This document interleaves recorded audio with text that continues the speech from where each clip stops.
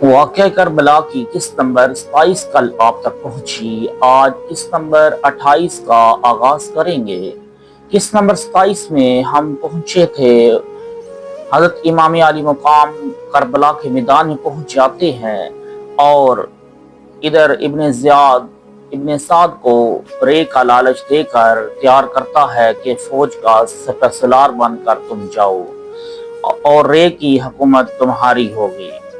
ابن زیاد کا دیا ہوا خلعت پہن کر اور اس کی عطا کردہ بہترین اور عمدہ گھوڑے پر سوار ہو کر اپنے ہاتھ میں رے کی حکومت کے بارے میں لکھا ہوا فرمان لے کر اپنے گھر آ گیا۔ جب اس کے بیٹوں نے اسے اس صورت میں دیکھا تو پوچھا، اے باپ، یہ خلعت اور گھوڑا تجھے کہاں سے ملا اور تیرے ہاتھ میں یہ کاغذ کیسا ہے؟ ابن سعد نے کہا، اے میرے بیٹوں، مجھے وہ دولت حاصل ہوئی ہے جس کی کوئی حد نہیں، اور میرے مقدر اس قدر بلند ہو گئے ہیں جس کی کوئی انتہا نہیں۔ تمہیں معلوم ہونا چاہیے کہ امیر ابن زیاد نے مجھے اپنے لشکر کا سپہ سالار مقرر کیا ہے۔ اس خلعت فاخرہ اور عمدہ گھوڑے کے علاوہ اس نے میرے نام طبرستان کی حکومت کا فرمان بھی لکھ دیا ہے، اور ان تمام امور کی شرط یہ رکھی ہے کہ میں کربلا میں جا کر امام حسین علیہ السلام سے جنگ کروں۔ اس کے چھوٹے بیٹے نے کہا، یہ سودا لا حاصل ہے جو تیرے دل پر سیاہ نقطے کی صورت میں نمایاں ہو گیا ہے۔ کیا تو نہیں جانتا کہ تو کس کے ساتھ جنگ کرنے جا رہا ہے اور کس خاندان کے ساتھ دشمنی کے لیے کمر باندھی ہے؟ حضرت امام حسین علیہ السلام بن علی، حضرت محمد صلی اللہ علیہ وآلہ وسلم کے دل کا ٹکڑا، حضرت علی المرتضیٰ کی آنکھوں کا نور اور سیدہ فاطمہ الزہرا سلام اللہ علیہا کے دل کا سرور ہیں۔ تیرے والد گرامی حضرت سعد بن وقاص رضی اللہ تعالی عنہ حضرت امام حسین علیہ السلام کے نانا جان پر جان نثار کرتے تھے، اور تو ان کی جان لینے کے پے در پہ ہے۔ ایسا نہ کر، خدا کا خوف کر اور قیامت کے دن کی شرمساری سے ڈر، اور حضور رسالت مآب صلی اللہ علیہ وآلہ وسلم کو جواب دینے کے لیے خود کو آمادہ رکھ۔ جب آپ نے قیامت کو پوچھا کہ تو نے میرے بیٹے کے ساتھ کیا سلوک کیا اور تو نے اس کے سامنے تلوار نکال لی تھی، تو اس وقت کون سی حجت اور کون سا عذر پیش کرے گا؟ دوسری بات یہ کہ تو نے انہیں اپنے ہاتھ سے خط لکھ کر بھیجا تھا جس سے پڑھ کر انہوں نے تیری بات کو قبول کرتے ہوئے اس طرف کا رجوع کیا تھا، اور اب تو انہیں قتل کرنے کا ارادہ رکھتا ہے۔ لوگ تجھے غدار اور بے وفا کہیں گے، اور محبان اہل بیت تجھے قیامت تک برائی سے یاد کریں گے۔ ایسا مت کر، کیونکہ بھلائی سے یاد کیے جانے والے لوگ ایسا نہیں کرتے۔ ابن سعد نے اس سے رخ پھیرتے ہوئے بڑے بیٹے سے پوچھا، تو اس بارے میں کیا کہتا ہے؟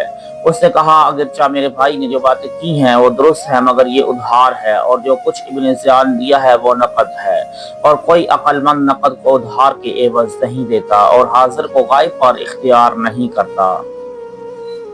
ابن سعد نے کہا، اے بیٹے، تو نے سچ کہا، میں نے اب دنیا کے مال کا اختیار کر لیا ہے،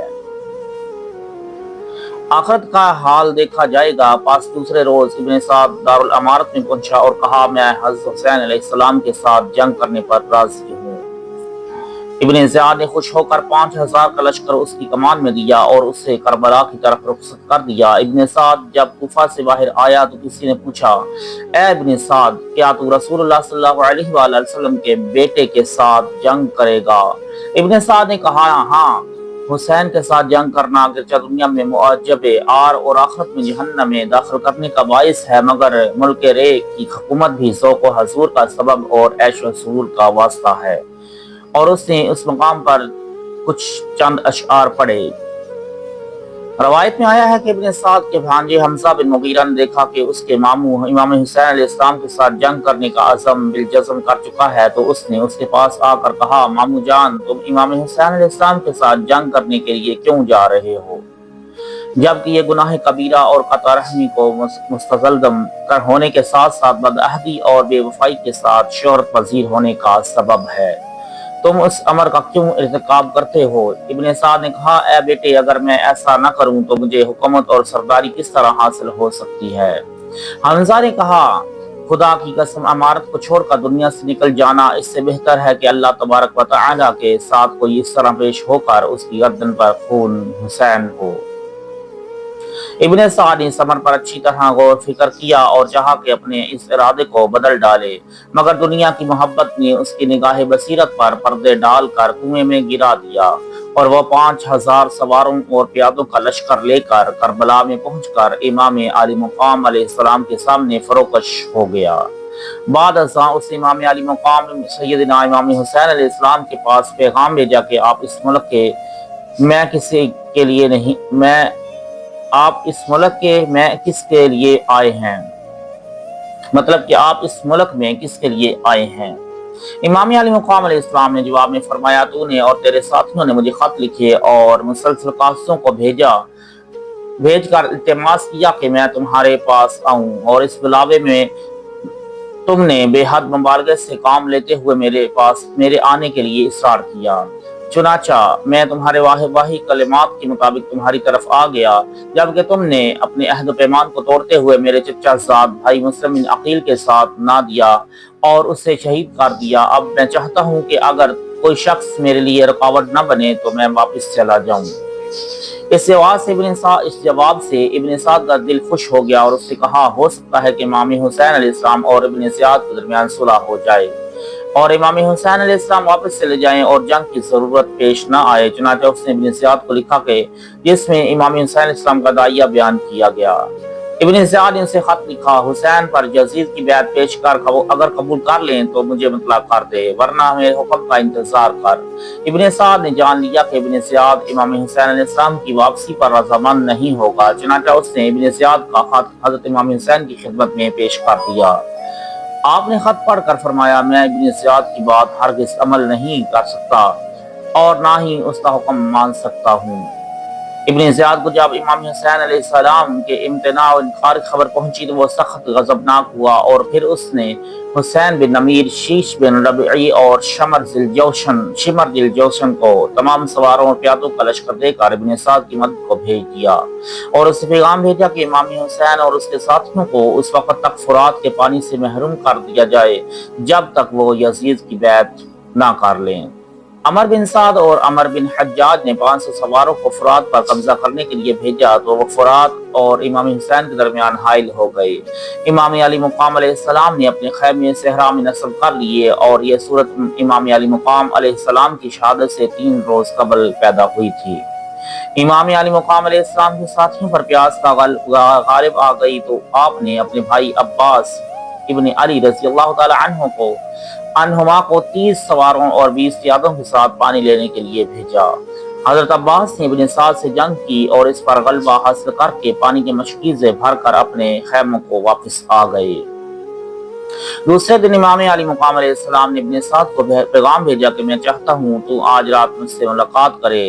ابن سعد نے آپ کی بات مانتے ہوئے اپنے خاص آدمیوں کو ساتھ لیا اور لشکرگاہ سے باہر آ گیا۔ امام علی مقام علیہ السلام نے اپنے بھائی حضرت عباس اور اپنے بیٹے حضرت علی اکبر کو ساتھ لیا اور سوار ہو کر اس کے پاس تشریف لے آئے اور فرمایا، اے عمر، خدا تعالیٰ سے ڈر اور واپس چلا جا۔ کیا تو اس بات سے نہیں ڈرتا کہ تو میرے ساتھ مقابلہ اور مقاتلہ کرنے کے لیے نکل آیا ہے، جبکہ تو جانتا ہے کہ میں کسی کا بیٹا ہوں؟ اس نادرست فیصلے کو ترک کر دے اور دنیا غدار کی ظاہری آرائش اور ذبائح سے دھوکہ نہ کھا، کیونکہ یہ کسی کے ساتھ وفاداری اور پائیداری کے ساتھ نباہ نہیں کرتی۔ اس بدنامی کو اپنے لیے پسند نہ کر اور دل کو اشو نما اور دل و باروت سے دنیا میں نہ باندھ، کیونکہ اس بری اور غصہ کے 1000 شوہر ہیں۔ ابن سعد نے کہا، آپ کا فرمان حق سچ ہے، مگر میں ڈرتا ہوں کہ اگر میں آپ کی خدمت میں آ گیا تو میرے کوفہ کے مکانوں کو برباد کر دیا جائے گا۔ امام حسین علیہ السلام نے فرمایا، دنیا کے امارات اس کی محبت کرنے کے قابل نہیں کہ یہ سب اپنے تعلق سے طاقت حاصل کرتی ہیں۔ اگر تیرے اونچے محل پس کر دیے جائیں گے تو تیرے لیے جنت میں قصر رفیع تعمیر کیا جائے گا۔ اس کے باوجود اگر تو میرے پاس رہے گا تو میں تجھے یہاں بھی تیرے گھر سے بہتر گھر عطا کروں گا۔ ابن سعد نے کہا، کوفہ کے علاقہ میں میری بہت سی زمینیں اور کھیتیاں ہیں، مجھے ڈر ہے کہ ابن زیاد ان پر قبضہ کر لے گا۔ امام حسین علیہ السلام نے فرمایا، اگر تیری کھیتیاں ضائع ہو جائیں گی تو میں تجھے حجاز میں زراعت کے لیے زمین بخش دوں گا جو اس سے بدر جہاں بہتر ہوگی۔ ابن سعد نے اس پر سر جھکا لیا اور کوئی جواب نہ دیا۔